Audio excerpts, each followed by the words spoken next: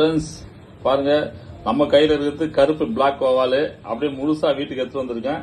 இப்போ இது என்ன பண்ண போறேன்னாக்கா, கட் பண்ணிட்டு மசாலா போட்டு ஃப்ரை பண்ண போறேன்.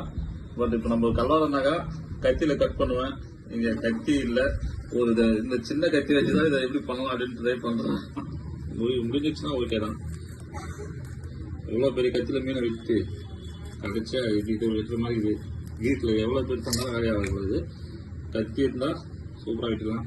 நான் என்ன பண்ணலாம்னு நினைக்கிறேன், இந்த கரெக்டாக கட் பண்ணிட்டு தோலை உரிச்சிடலாம் அப்படின்ட்டு ட்ரை பண்ணுறேன். ஏன்னா அது செதில் அடிச்சுட்டு செய்யலாம், சூப்பராக இருக்கும். இருந்தாலும் நம்மளுக்கு அந்த கத்தியில் வெட்டி தான் பழக்கம். இது ஒரு கத்தி ஓட்டி டிஃப்ரென்ஸ். இன்னொரு கத்தி எடுத்து ட்ரை பண்ண வேண்டி தான். வவ்வால் மீன் இந்த கத்தியில் கட் பண்ணுதான்னு பார்க்கலாம். கத்தியே வளையுது. வீட்டில் வந்து பெரிய கத்தியில் வெட்டுறதா